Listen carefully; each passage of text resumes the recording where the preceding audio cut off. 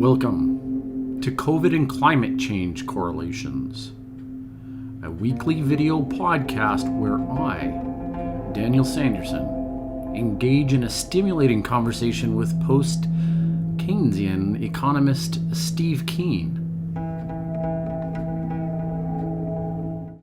Okay, so here we are. Welcome, everybody. We're at another show of COVID and climate correlations with Steve Keen, and again, reoccurring special guest Scott Heftler. Okay, so today we're just going to ease into the conversation, and I wanted to make an announcement that we have a special guest coming next week, and we're all excited to see Ian Dunlop come to the show next week, and.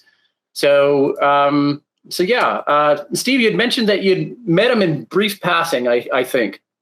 Yeah, we're both Australians, which helps, and we travel a lot. So I think he's based in Melbourne. I think we've met once or twice at various functions over the years. And I wasn't working on climate change because when I saw him, I'd done some work with the what's called the United Nations Environment Program, but that was a sort of a one-off back in 2008. So I think I met Ian about that time, and I was mainly focusing upon the financial crisis at that stage. But yeah, I do know him and respect him. Okay, well, there's a couple of things that you've said right away. The financial crisis, we want to touch on that briefly. I always love bringing that up because there's been a few, like a handful of people on the planet, it almost seems, that predict the outcome of the 2009 crash, and where all the bank bailouts and stuff had to happen, right? I don't know. Yeah. Hey, you've become invisible. That's my superpower. Which is a bit like financial crises for neoclassical economists. They're actually invisible. And that's, I mean, in terms of people not predicting it, only a handful seeing it coming. I think that we've got to put that in the right context. There are only a handful of people brave enough to put up their hands and say the emperor had no clothes. Because if you had any focus on the property market or the stock market, and you're looking at the amount of borrowed money going into those markets at the time, and if you believe that was any potential source of trouble, you were warning of a crisis. And it was only I'd like to use some very strong French here, but the morons will do, the morons of mainstream economics who are disparaging anybody who said such a thing could even happen.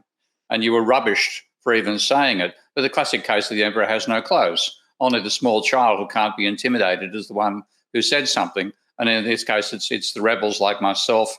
The most prominent people who actually warned of the crisis were Robert Schiller, who has to be given quite a bit of kudos here because he's so mainstream he even has a Nobel Prize in economics. But he does historical and statistical work and was willing to stick his neck out and say that there was a crisis coming. And he was actually the source of the phrase irrational exuberance to describe the behavior on Wall Street. And then William White, Bill White, now a close friend of mine, who was at the time the research director for the Bank of International Settlements. I'm not quite certain how. I think Bill's told me, but I've forgotten. He came to be aware of Hyman Minsky's work. And while being the research director for the Bank of International Settlements, which pretty much functions as a soiree every 6 months for all the world's central bankers, he was warning of a crisis, and he was doing it in and to Greenspan's face. So those are the two people that acknowledge of authority, and then about a dozen others who stuck their neck outs as well. Where in that picture does the belligerent Nassim Taleb, where does he fit into that picture? I don't know that Taleb actually called the crisis, but he was somebody who, his whole focus upon chaotic markets fundamentally. And this goes back to the work of J. Edgar Peters before him. The markets are not a equilibrium process. They're not something where the normal distribution applies, and yet that's the way that it's analysed by mainstream economists. They treat the standard deviation of the daily movements on the stock market as a proxy for risk on a stock market. Now, when you roll the dice, risk is the chance that it'll turn up a 1, 2, 3, 4, 5, or 6, and throw that frequently enough, and you're going to get a normal distribution of scores between 1 and 6, or 2 dies between 1 and 12. You'll get a peak at 7, and there'll be a standard deviation will describe the spread. And there's nothing beyond, you don't roll 2 dice and get a 13 or a -1. Okay, so there's known bounds to it, and that's the basis of how they treated risk. The mainstream economists did, right from Ian Sharp forward, when another guy got the Nobel Prize for garbage in that case, which was the efficient markets hypothesis. But Taleb is always saying, well, it's chaotic. And when you look at a truly chaotic distribution, something generated by a nonlinear feedback process, fundamentally, and this is something Mandelbrot established. There's no mean, and there's no standard deviation can truly be calculated. So yeah, that's what they used. And of course, so Taleb would say, well, it's nonsense, and therefore you can easily get an enormous change. A 30 and 40 standard deviation movement is feasible, whereas according to the normal distribution, anything beyond 5 standard deviations is so rare that you can rule it out. It won't happen once in the lifetime of the universe. Whereas we see 10 and 20 standard deviation movements in the data for the stock market, and they just ignore those as outliers. Well, give me a break. Shit, Steve, this is opening up a huge can here. And the reason is well, seriously, I mean, a deviation or 2 standard deviations is ubiquitous in so much of our scientific studies. And if we talk about, pretty much, the entirety of social sciences is evaluating populations. They're doing it based off of deviations from the mean. And if humanity is this, well, how should I put it? How do we get the usefulness out of looking at that bell curve in a chaotic system? Don't we have periods of... No, chaotic system, forget it. I mean, the thing is, standard deviations work for things like height. Okay, so like the average height of a male is about 175 centimeters. 5'8". I'm pretty much the average height. And the standard deviation is probably something of the scale of, 4 inches. So somebody who's 5'8" is in the middle. 6 foot is 1 standard deviation. 6'4" is 2 standard deviations. 6'8" is a giant. Now you don't see anybody who's 10 standard deviations above the norm. Period. Well, and more importantly, if there was a supergiant, like somebody in the higher, sort of levels, they're not going to change the direction of our economy. Yeah, that's right. They're not a non-influencer. Yeah, the one they are so vanishingly rare that even if they did exist, their impact upon the averages media is trivial. Whereas in the stock market, the impact of enormous events, which are 10 and 20 standard deviations. If you actually, you can derive the statistics for standard deviation, no problem. It's just a column of numbers. What's the daily change, and you then divide the daily change into by the daily value, and bang, you've got a calculation of standard deviations in terms of percentage movements. If you think about it, we regularly report in the news when there's a movement in the stock market of 1%. Now, if you look at the standard deviation of the daily movements, I don't have the numbers in front of me. I did have this at one stage. It's about 3%. Okay, so why do we make a news story about 1%? The reason is that most of the movements are the order of 0.01 to 0.1% on a daily basis, and therefore hitting that 1%, even though it's less than the standard deviation, is big news. Now, when the stock market crashes, as it did in 1929 and in 2008 and 1987 as well, your one-day movement in the stock market can be 25%. That was the scale of movement. I think it was 20% in 1987 October. It was a Black Tuesday in October of 1987. It was a 20% fall in one day. Now, that is quite within the realm of movements in a chaotic system, but it's completely outside the realm of a system that obeys a normal distribution. But that's what neoclassical economists shoehorned it into. So if you came out claiming there was going to be a 5 or 10 standard deviation, you're mad, it can't possibly happen. Well, bang, it does. I have a question about crisis, deficit, and debt. So how does this work in the public conversation? So on one hand, we'll acknowledge that the debt is incredibly high, and then the householder debt is even higher than that. And that's supposed to be a crisis, right? That's a real problem. On the other hand, we need to not acknowledge it in order that things continue functioning. And on the other hand, no one really believes that the Chinese will collect their debts anytime soon. So it's not really a problem. So is it a problem or isn't it? Private debt is a problem. This is the thing this is the drum I've been banging for 15 years now. Actually, make that really, it's in 1987 when I first read Hyman Minsky, and since 1993 when I first modeled, actually 1992 I think it was, when I first modeled his financial instability hypothesis, that private debt is what matters and government debt, generally speaking, is benign because it's simply the other side. And this is what in modern monetary theory has come along and said in a different way. The scale of government debt is literally a record of the amount of government money the government has created that's still in circulation. So that's not a problem, because when the government creates, if the government creates money in its own currency and it's not running a massive trade, the country's not running a massive trade deficit, the money that it creates is a negative for itself, but a positive for the rest of the society. So by running it's recording a negative for itself, the government is recording a positive for the rest of society, putting us in positive equity. And that's something we actually want to be in. Whereas private debt, when you're a private debtor, if you get money off the government gives you money, period. Okay, the debt is something the government has to handle. If you get money off a bank, you get debt off the bank as well. You've got to handle both, and that's the danger when that debt gets too high, because you can't print your own money to pay your bank debt. That's what tends to bring you unstuck and cause financial crises. Yeah, and of course we modeled this in a earlier episode with the software, which was really, really cool. I enjoyed that. Steve actually walked us through his software, or the software he uses, and kind of showed the flow of money and how debt works from the institutional side of things, and then also from the individual side of things.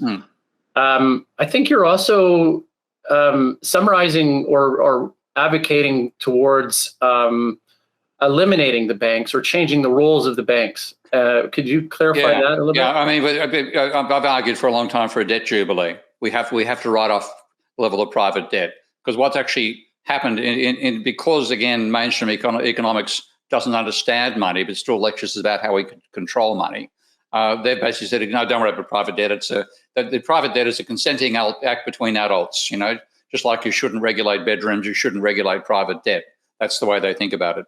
And because they've done that and they're wrong, the analogy for private debt is not what happens inside your bedroom, but what happens inside your neighborhood brothel.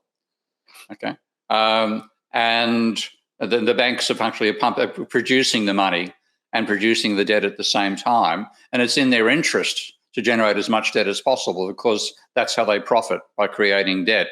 And then you get the stage where not everybody, but a large part of the society is in debtor's prison fundamentally. And then when you're in debtor's prison, metaphorically speaking, you don't spend because you're worried about paying your debt down. And what you get is the economy, even if it doesn't crash, slows down because people are more worried about paying down their debt. Therefore, they spend more slowly. Therefore, your money turns over less frequently and you have a slowdown in the economic growth. But then you become dependent. And this is more like to forget the brothel, the better analogy is the drug, is somebody pushing heroin. You become dependent on that flow of debt. So in America's case, credit went from of the order of 5% of GDP back in the 1950s and 60s to 15% before the crisis. And then when credit turned negative, demand collapsed. It went from plus 15 to minus 5% of GDP over a 2-year period. And that's what caused the financial crisis. So that is the real worry. And we need to get that debt down first of all. But once we do, we can't let the banks go back to the same form of behavior, because again, they'll provide money to pump up asset bubbles. We'll fall into them, borrowing the money to gamble on the rising asset prices. We'll make money while the credit's going up, but then either crash or get trapped in what I call credit stagnation, which is where we are now. So I want to effectively abolish the most profitable forms of bank lending, and that is lending to finance asset bubbles. Yeah.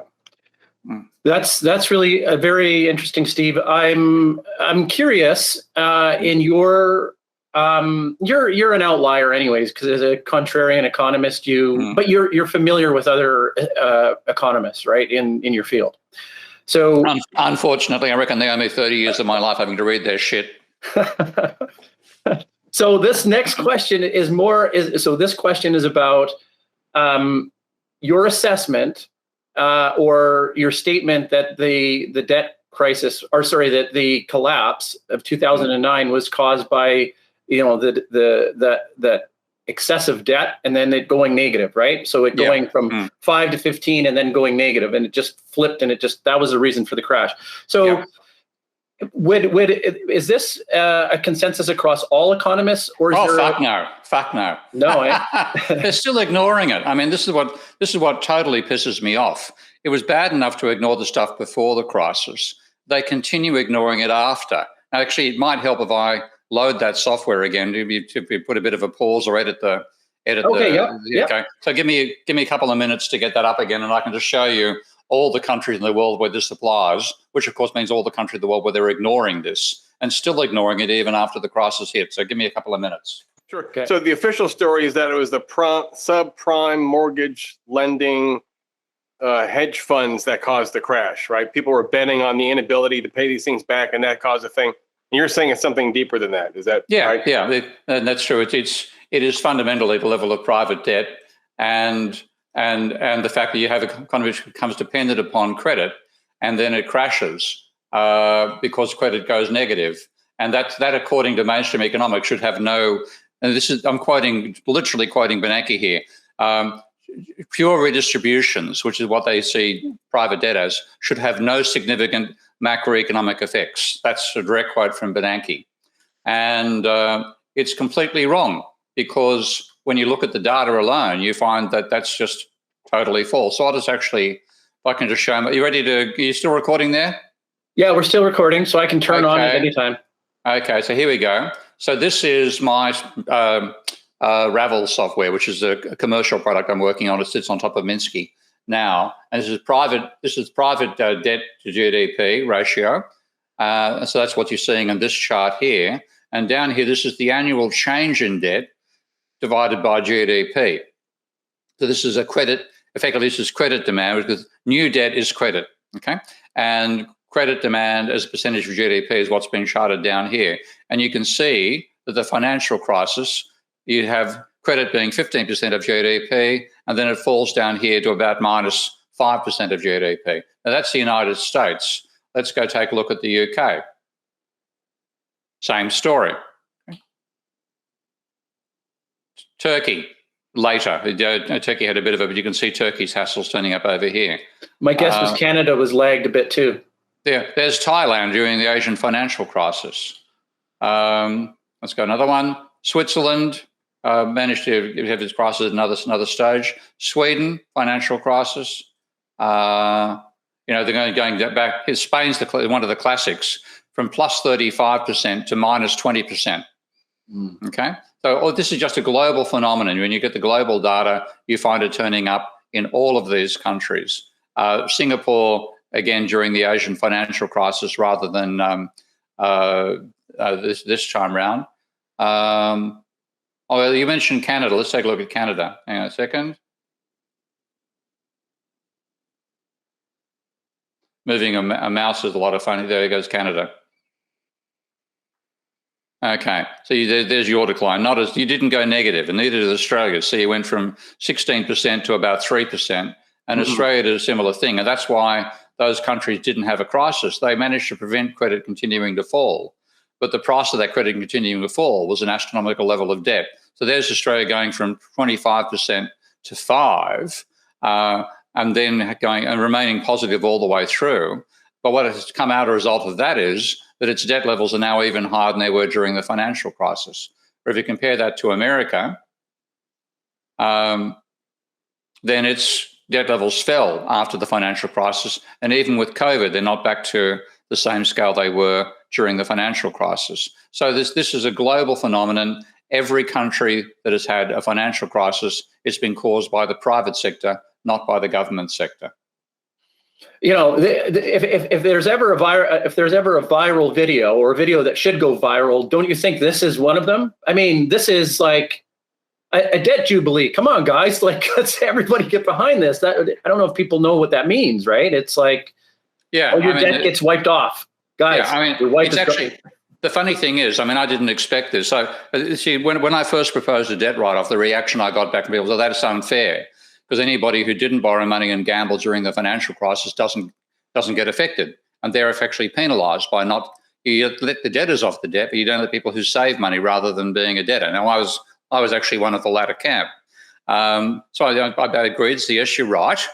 We can't do it in the old-fashioned way of just writing off debts. And if you go back and look at Michael Hudson's research on this, and also David Graeber's, and all the people who've worked in anthropology and archaeology looking at what happened in ancient societies where jubilees are a part of the story.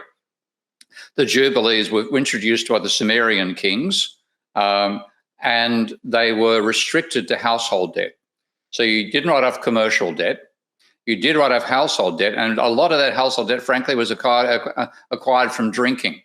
You go to a mead hall and you'd be drinking on credit. And in the idea you'd pay it back when the harvest came in, and the harvest wouldn't come in. You'd end up a debt slave. And then when the reason that the Sumerian king brought them in is only freemen could be part of the Sumerian army. So as the number of debt slaves increased, the stock of people who could man the army declined, and therefore the empire was likely to get destroyed because of private debt. So I think quite literally there were some executions of moneylenders early on, but then it became institutionalized that every 7 times 7, so 49 years, or every change of ruler, which was about 20 years, there would be a debt jubilee, and that would reset the books. Now, you can't do that today. So what you can do is you can have a modern debt jubilee where you create government-based money and use that to replace credit-based money. And then everybody gets the same per capita amount. And when you do it, I didn't think this was possible, but I've done another, I can show you that model if you like, and we can look in that and explore that. But it's possible to set up a debt jubilee in such a way that everybody benefits. Okay, even the banks, and the economy gets stimulated by it. Even if there's no change in people's behaviour, the economy gets stimulated by reducing the level of private debt. So shall I show that? Yeah. Okay, hang on. And I think this would be interesting to talk about, Steve, is Canada spent a lot of money in a COVID relief campaign because we had a Liberal government in power. And so the idea from the Conservatives is that they say, oh, you've just spent all this money, we've got to pay it back. You've spent all this money, we've got to pay it back. But how do we make the case that that spending to keep people, sustained through this, COVID time? How do we make the case financially? Like, what would we say? Well, you have to explain the government, and you can quote Bernanke and Greenspan on this one. At least this they got right. The government has an infinite capability to create money, whether that's by the central bank doing it or by the Treasury doing it. And when it does so, it's creating money in its own currency. So because the government owns its own bank, it doesn't face the same problems that the rest of us do of not owning our own bank. If you could borrow money from yourself and spend it, and other people accepted that, I reckon you'd do it, don't you? Yeah, it's kind of like that invisibility thing. Yeah. That philosophical thing. You could turn invisible, right? Would you turn into like a horrible person? Well, you would, but the thing is, if you're a horrible person and everybody accepts your money, it'd actually be a source of prosperity. If everybody else used your money for their own transactions. So what I've got on screen here, and I know it's very complicated to look at, I'll make it a bit larger. What I have is the basic operations up here are the basic things that happen in a capitalist economy. So you have firms paying dividends, paying interest on the debt they've got, capitalists consuming, capitalists paying interest on the debt they've got, workers getting paid wages, workers paying interest on the debt they've got, workers consuming, and then banks consuming. So that's basically a free enterprise section up the top there. And then what I show is the government creating a jubilee by putting money in workers' bank accounts and putting money in capitalist bank accounts, and then insisting that that money has to be used to repay debt by workers and by capitalists. And then if there's anybody who still has money, has no debt to repay, they have to buy newly issued corporate shares, which then produces a dividend flow for them, of course, after they've done it. And that reduces corporate debt. So you'd reduce household debt of workers and capitalists, you reduce corporate debt, and then you'd sell bonds to finance it. And the sale of the bonds would mean interest is paid to the banks. That means the banks, rather than getting interest up here from all these sectors, where the debt has now fallen, they get interest from the government instead. And I'll quickly run them.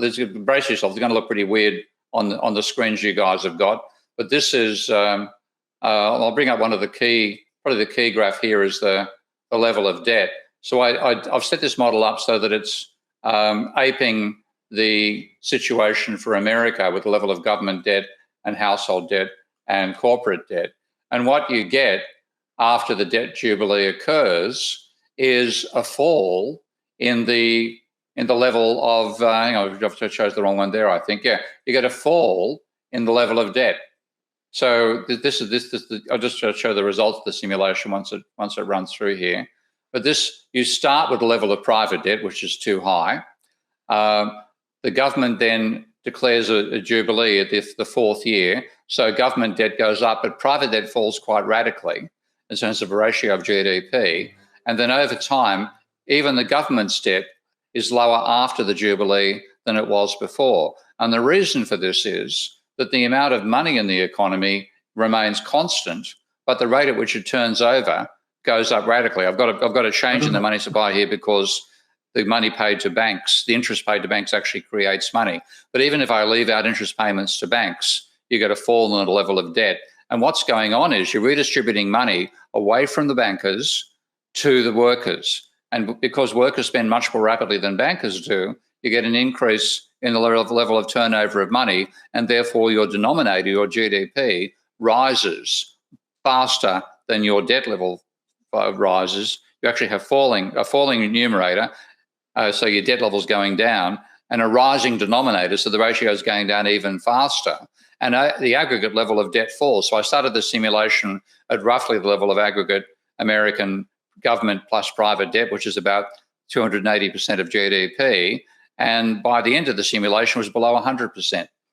So you could actually, using a modern debt jubilee, you can actually reduce the debt ratio, not just for the private sector, but also for the government. Oh, I feel sad because I was going to say, what about jubilees? And then Steve said jubilees right away, so I missed my moment of glory, my moment of looking like I was understanding what the hell was going on. I like these graphs. I like the software. And I would just wish I took a macro class, wish I took a micro class. Yeah. No, mate, don't waste your time. They're a waste of. You might as well go and drink lead. I mean, it'll do the same thing to your brain. Well, cell. I like to do an overview so that I could instantly have a quick understanding of all the terms. I mean, it takes me a while to digest. You would learn none of that. You would learn none of this in a standard macro course. None of it. Okay, they'd be teaching you supply and demand. They'd be teaching you a barter model of the economy. That's why they're so dangerous and misleading. They don't. Most of them have no understanding of the accounting behind banking. And frankly, I didn't. To be honest, when I first started building Minsky, which takes me back to about 2005 or 6, I think. I'm not really sure when I first started working on the concepts behind it. But I was using single entry bookkeeping. And then as we built Minsky, I realized we had to have double entry. And then Minsky taught me the software about double entry. And now I think I understand banking probably better than, there might be one or two people on the planet who understand it better than me. But, I probably know them anyway. And Whereas my profession, so-called discipline, economics, completely ignores banking, and all the comments it makes about banking are based on a let's assume a can opener argument about banking that makes banking either a transfer between one person and another. So I lend you money and you've got more money and I've got less and I spend less and you spend more, that sort of analogy. Or they treat it effectively as though money is like a commodity. And therefore, when you put it in the bank, there's less elsewhere, et cetera, et cetera. And for people to have more of it, the bank's got to lend out the actual physical money. The only neoclassical understands this is Michael Kumoff at the Bank of England. Michael's a good friend, close mate. And Michael's analogy is that the way that the neoclassicals model money is a bit like gravel. You know, you have a gravel warehouse and you have some gravel you don't need. So rather than using it in your own backyard, you dump it in the bank. And then the bank lends that gravel out to somebody else. And that's how they see it. Whereas money is an accounting entity. It is a obligation between a three-way obligation between a borrower, somebody who is a recipient of money being spent by the borrower, and the bank. And that understanding is completely absent in mainstream economics. And you are at a university, aren't you? Physically? No. You're not? I live next to UT, but I'm not teaching there anymore. Well, why don't you walk in and sit in the macro class? Nobody'd kick you out. You know what it's like. You just walk inside and say you're auditing the class from the point of view of a philosopher, that sort of thing. Right, that's a good idea. Okay, and just go in and sit and see what they. And don't make a nuisance of yourself. Just come along here and make a nuisance of yourself by video later. Maybe is there a book that you can recommend that is just like a massive overview of all the concepts and the standard models? Well, there's My Debunking Economics, which is an overview. You can get a copy for if you want. If you don't want to, I would not spend money on anything written by a neoclassical economist. So search on the web and see if you can find a copy of Mankiw's Macroeconomics. Okay, you'll find a PDF somewhere, and take a look at that, and that will give you. In most of the lectures these days, simply people reproducing the PowerPoint slides from Mankiw and that sort of mob.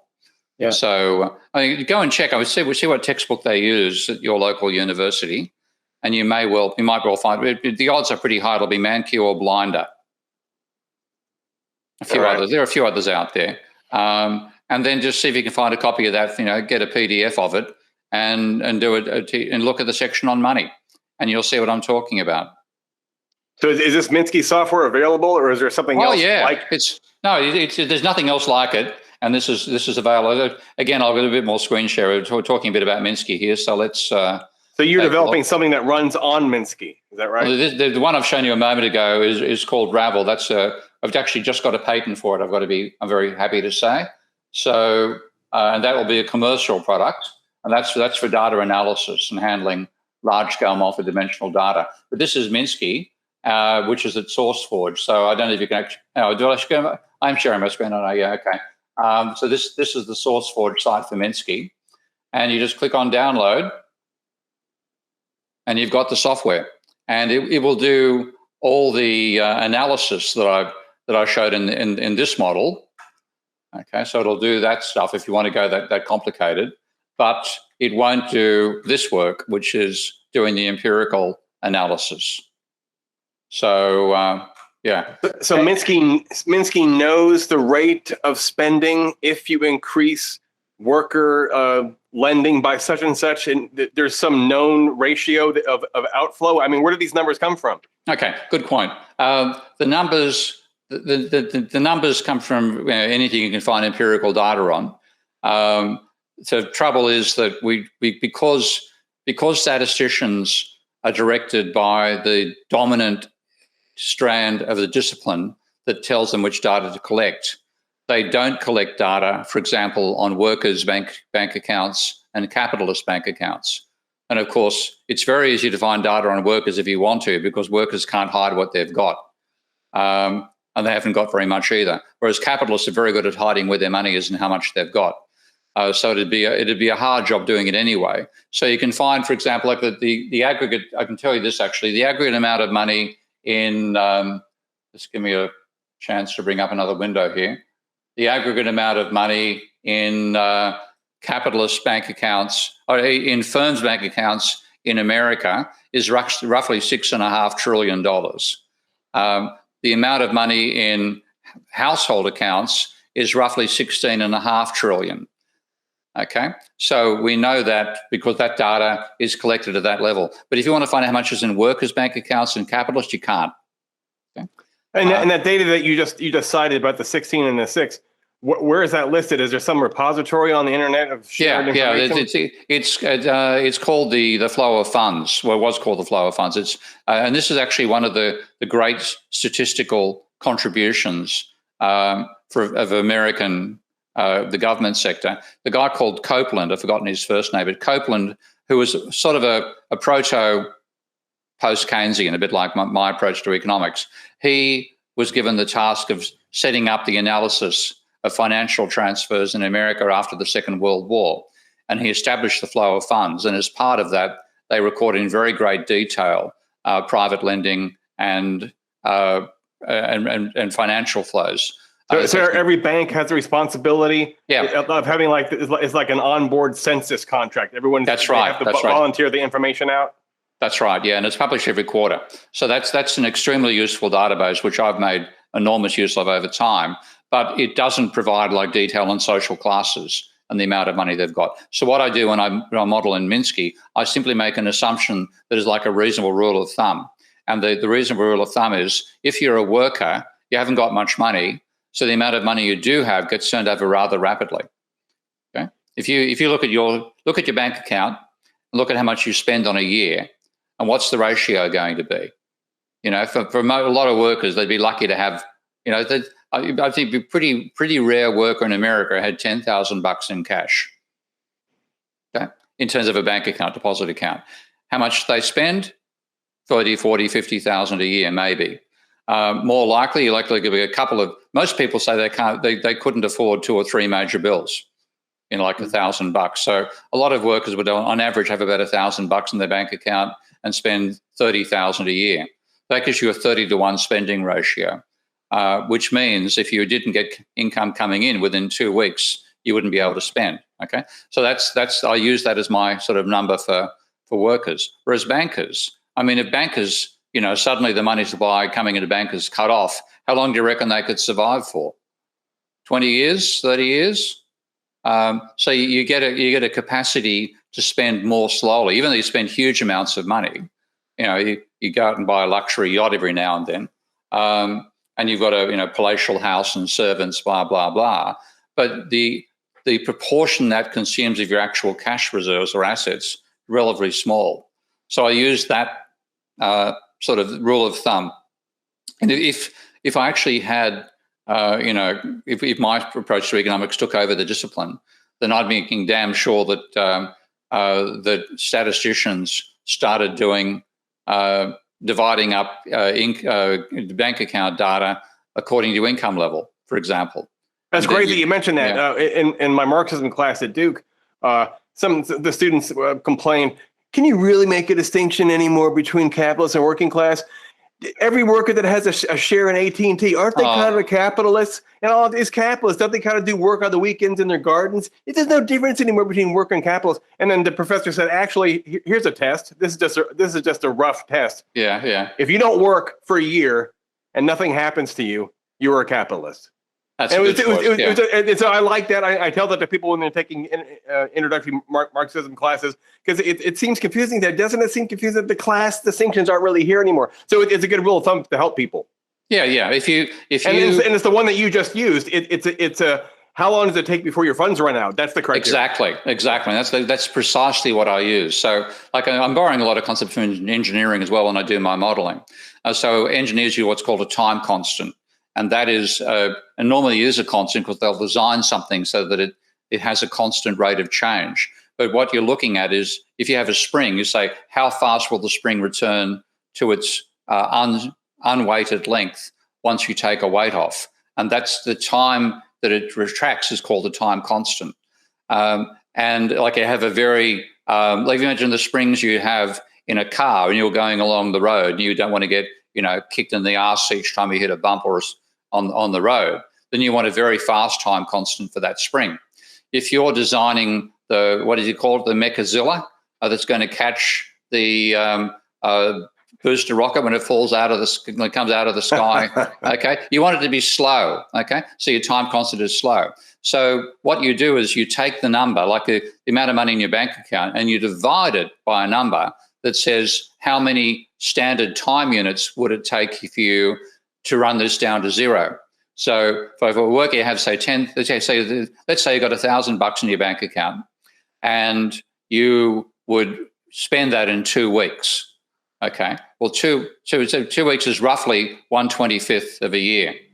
Okay. So you divide that 1,000 by 1/25, and you spend $25,000 per year. Okay. And then, of course, in that case, your lovely analogy there about the, okay, how long could you say? How long before you're homeless? Answer 2 weeks, maybe 4.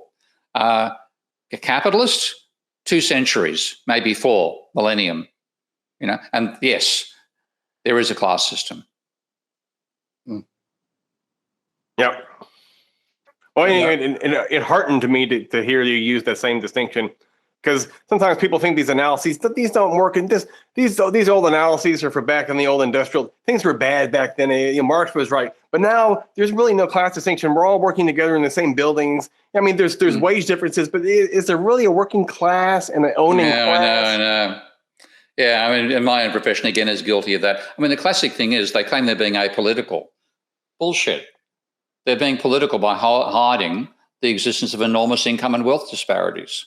And in fact, we know when you look at the data, and this is where Thomas Piketty, and I must again take my hat off to him for his empirical research. And I'm also dealing with him right now, by the way, for a talk commemorating David Graeber's death in a couple of weeks' time, and he's been superb. I've got some criticisms of some of his work, but I've got to say his empirical work is top class, and he's been very, very decent human being over this exercise with David.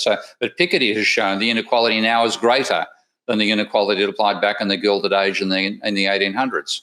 So it is just isn't as visible, because to be part of the aristocracy, the aristocracy of capitalism in the 1860s, if you wanted to get away from the mob, it's a question of how fast could you horse ride, okay?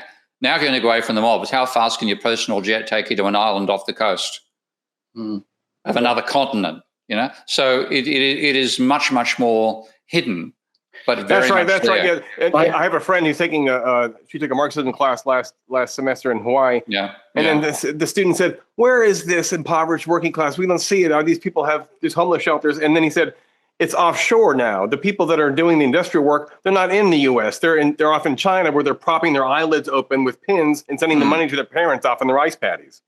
Yeah, I mean, it's China's done pretty well out of that. And like I'm living in a third world country now, and there's some pretty damn hard. I mean, we had a couple of 70-year-olds fixing up the plumbing in our house. Like I'm approaching 70, and I'm probably close to that guy's physical strength. But Jesus, I wouldn't want the job. You have people have to work, and we gave them a tip of equivalent of about $20, and they were delighted by that. And a married couple, and the husband in the 70s, wife in her 60s. People work a lot harder over here than they do in the West, and that's partly where the benefit for the West comes from. But there are plenty of, the working class poor in America. This is what throws me about the country. They're swallowing this, USA ideology, not realizing how they're getting screwed. Yeah, that's one of the great puzzles is how do you convince, and how have the Republicans successfully convinced poor white workers in America to vote Republican? And the answer seems to be race resentment and the joy of racial punishment. I can't think of anything else. To some extent. At the same time, the progressive left abandoned them in a place of identity politics rather than working class politics. I think I was I was actually fighting against that back in the 70s in Australia with the Australian Labor Party, which actually led the way in saying that we're going to show how to be better managers of the economy and beat the conservatives that way. And as soon as they made that mistake, it was a hiding to nothing for the Tories to take over. In fact, a woman in my department, that was her dissertation topic, is what has been the strategy that the Republicans have used, besides hiding wealth and pretending we're on the same team and having capitalists wear cowboy hats and baseball caps and go to NASCAR races and act like they're one of the boys. Besides that, how do you convince someone to vote against their own economics? Don't these poor white people know, these trailer park people know? Don't they know that Trump despises them? Don't they know that Trump will screw them, and then if Republicans win the country, that it's going to shift more money away from labor towards capitalists? Surely they know this, and surely they know the Democrat will at least try a little bit to increase wages, a little bit, healthcare a little bit. So in every possible way, it hurts them, but they do it anyway. There must be some type of like metaphysical, spiritual identity politics. Oh yeah, and the whole the obsession with freedom in America as well, which to me means freedom without responsibility, from what I've seen. But yeah, the pushing of this ideology of freedom. Thank God you're free. Look at those poor, enslaved people in Soviet Russia, which is no longer Soviet. We're still using the same bloody excuse and demonizing Putin. Oh, I look at this stuff and it's. You could be a slave. You want to be like those slaves in Sweden and Denmark? Look at them. Or Amsterdam, yeah, where I used to live, yeah. You do not want socialized medicine. You're not going to get a doctor of your choice. It's not worth the loss of freedom. Yeah. So let me interrupt now. We got 10 minutes left, and you brought up Graeber. I'd like to talk about him, his book, his I guess service, or what his friends are doing in commemoration of his untimely death. And anything you want to say to kind of wrap up the last 10 minutes might be appropriate. Yep. Well, that's the function of the Royal Society of the Arts, which is an august institution in the UK, and they are putting on the debate between Thomas Piketty and Michael Hudson, and the topic is fundamentally. I can bring it up. They call it the Great Debt Debate. I'll just actually again share my screen so I can share this around. So hang on a second. Okay, so this is it, the Great Debt Debate. It's on the 23rd, and that's 6 p.m. UK time. There might be a change in the time because they got things wrong for Thomas. Thomas has another commitment, so the time might change slightly. But this is the website, and I'll just take a copy of that and blow it up so people can see the text more clearly. So hang on a second. So that's the website. So the RSA, www.the.RSA, and the rest is pretty obvious. Events 2021-09, the Great Debt Debate. And if you go to that, that will bring you up to this page, and you can register. And it'll be Thomas Piketty.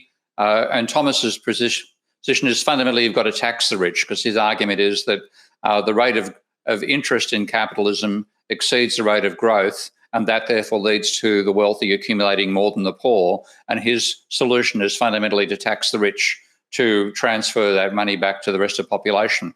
Michael, who's the person who's done the most to argue for a debt jubilee, argues you've got to write the debt off. And his classic phrase is, debts that can't be repaid won't be repaid.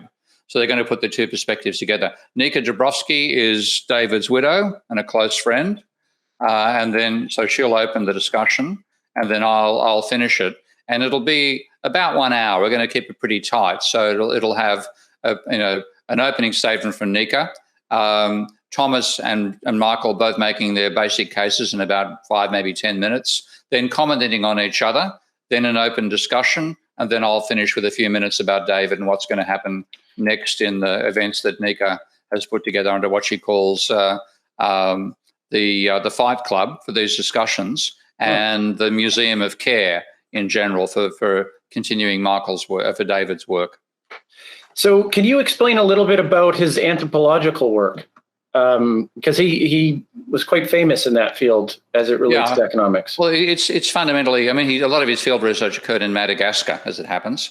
And what he was looking at is modern myths and where do they come from, was a large part of it, and how does human society evolve. He has a new book just coming out. I think it's already out, actually. I've got to buy a copy of it, with another David. I can't think of David's last. The other David. I think there's two of them, but another anthropologist, a stroke historian. And what they're saying is that that the human society has always had some level of hierarchy to it. So we tend to have this vision of 97% of a history where we had egalitarian societies, and then the last 3% where we have hierarchical societies. In fact, there are hierarchies all the way through, but from one of the differences is that the hierarchies would be formed by aggregating tribes at winter and summer festivals. So if you had like the average size of a community in the Neolithic days was about 150 people. This is what's called the Dunbar number. When people look at how many people lived in a particular grouping, it maxed out at about 150. And there's cognitive reasons behind that. How many relationships can you keep track of? And the answer is about 150 for our brain size. For marmosets, it's about 30 in a marmoset, et cetera, et cetera. Anyway, that's far too small a gene pool for obvious reasons. And what would happen, there'd be distributed groups, maybe say 7,000 in a whole group of different tribes, and they would then come together at winter and summer festivals. And at those winter and summer festivals, you would have a king and queen, and they would change on a regular basis. But nonetheless, there was some sense of hierarchy, some sense of status. And then a huge part of that was the levels of trust that had to happen to make those communities function. And then what happened with the progression to agricultural societies initially was that trust became encapsulated by the religious institutions. And those religious institutions became the basis of both the state and the banking system.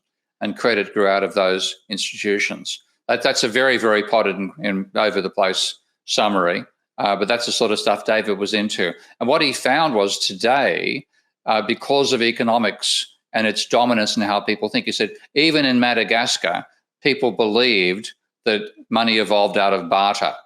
He said, when you look at their history and you look at histories all around the world, you can find virtually no examples. Well, actually, you can find no examples of a society functioning on barter. The only instances they could find of barter were trades between two neighboring societies which were warlike towards each other. And therefore, barter would take place as a sort of ritual thing, partly to exchange things that one group couldn't make that the other could, but B, also to be a way of reducing the tension to stop war breaking out. So barter was not the foundation of human social trade. The foundation of social trade was credit. And that goes right back to the pre-Sumerian days.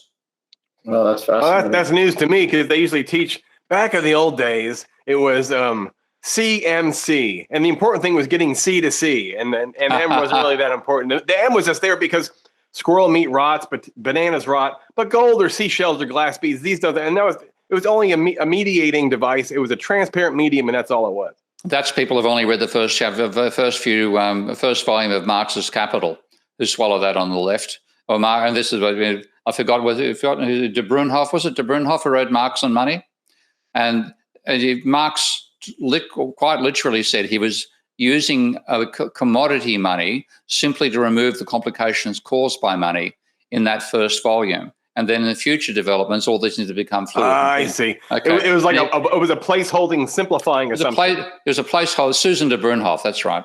It was a placeholding thing. It was not his overall theory of money.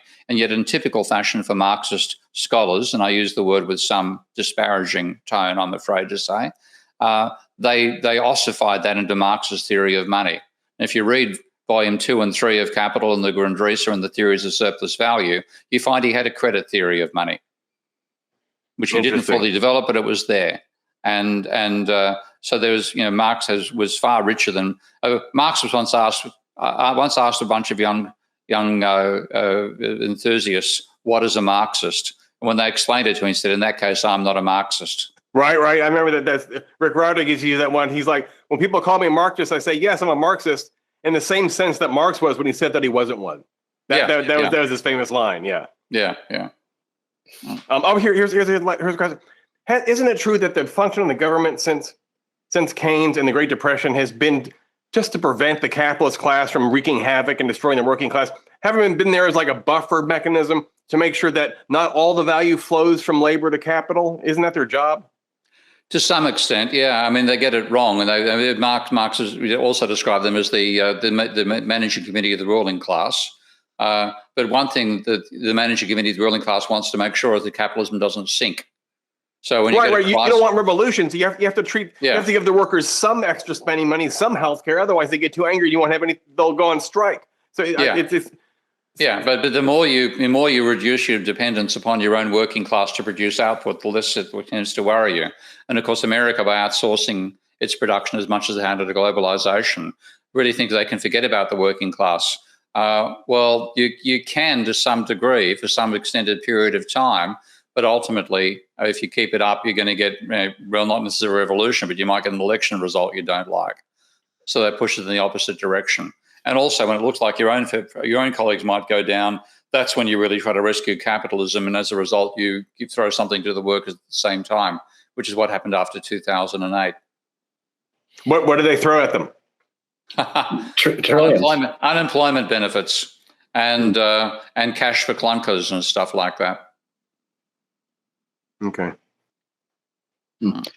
All right. Well, I mean, we're right at the top of the hour. I'm gonna sign off. Steve, you want to say goodbye? Scott too. Yep. That's it for this episode.